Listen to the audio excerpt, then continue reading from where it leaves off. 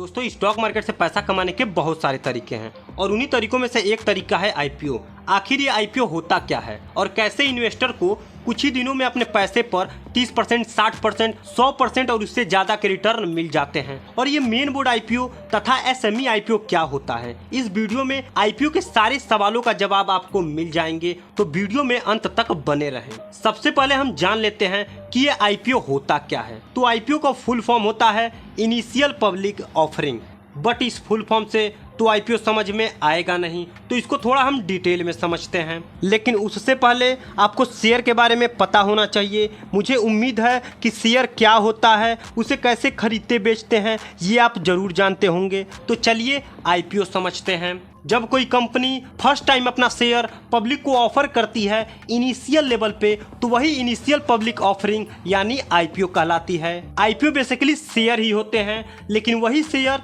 जब first time public को मिलती है तो आईपीओ के रूप में मिलती है। कहने का मतलब ये है कि कोई भी कंपनी डायरेक्ट अपना शेयर पब्लिक को नहीं दे सकती। सबसे पहले उसे अपने कंपनी को प्राइवेट लिमिटेड से पब्लिक लिमिटेड बनाना होता है, फिर वह अपना शेयर पब्लिक को आईपीओ के रूप में देती है। उसके बाद वह कंपनी एनएससी या बीएससी पर लिस्ट होती है। अब आखिर इन्वेस्टर्स कैसे कुछ ही दिनों में आईपीओ से बढ़िया रिटर्न पा जाते हैं, आइए इसको जानते हैं। तो जैसा कि आप जानते होंगे, जब कंपनी बढ़िया होती है और उसके शेयर की सप्लाई कम और डिमांड ज्यादा होता है, तो उसके शेयर की प्राइस बढ़ती है, जिससे जिनके पास भी उस कंपनी के शेयर होते हैं उन्हें मुनाफा मिलता है। ऐसे ही कुछ फैक्टर्स आईपीओ में भी काम करता है। जब कोई कंपनी आईपीओ लाती है तो वह एक फिक्स्ड प्राइस में अपना आईपीओ लाती है, जिसे हम इशू प्राइस कहते हैं। और अगर वह कंपनी लोगों की नज़र में बढ़िया होती है तो उस आईपीओ का डिमांड बढ़ जाता है,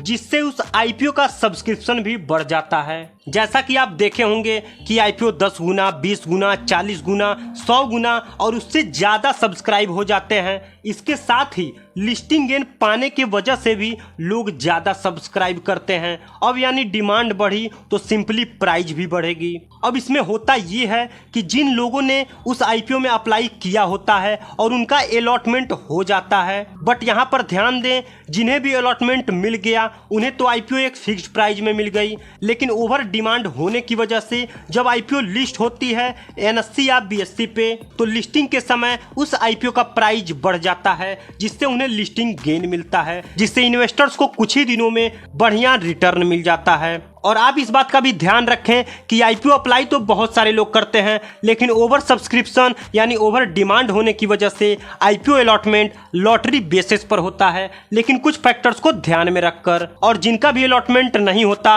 उनका पैसा रिटर्न हो जाता है। आईपीओ में भी 3 प्रकार के इन्वेस्टर होते हैं। पहला क्यूआईबी यानी क्वालिफाइड इंस्टीट्यूशनल बायर, यानी बड़ी बड़ी कंपनियां, बड़े बड़े लोग जैसे इंश्योरेंस कंपनियां, एलआईसी एटसेट्रा, इनके लिए 50% आईपीओ पहले से रिजर्व रहता है। दूसरा एनआईआई होते हैं, यानी नॉन इंस्टीट्यूशनल इन्वेस्टर, जिन्हें एचएनआई यानी हायर नेटवर्थ इंडिविजुअल भी कहते हैं। ये वो होते हैं जो 2 लाख से ज़्यादा के आईपीओ लगाना चाहते हैं। इनके लिए भी 15% आईपीओ पहले से रिजर्व रहता है। और तीसरे रिटेल इन्वेस्टर, यानी जो 2 लाख से कम के पैसा लगाना चाहते हैं, इनके लिए 35% ही रिजर्वेशन रहता है। इसी में से कुछ रिजर्वेशन एम्प्लॉय तथा शेयर होल्डर के भी होते हैं। रिजर्वेशन तो आप समझते ही होंगे, यानी वो चीज़ें पहले से फिक्स्ड हो जाना। अब जाते जाते एक और चीज़ भी जान लीजिए कि आईपीओ भी 2 प्रकार के होते हैं, एसएमई आईपीओ तथा main board IPO. Main board IPO बड़ी बड़ी कंपनियों का आईपीओ होता है।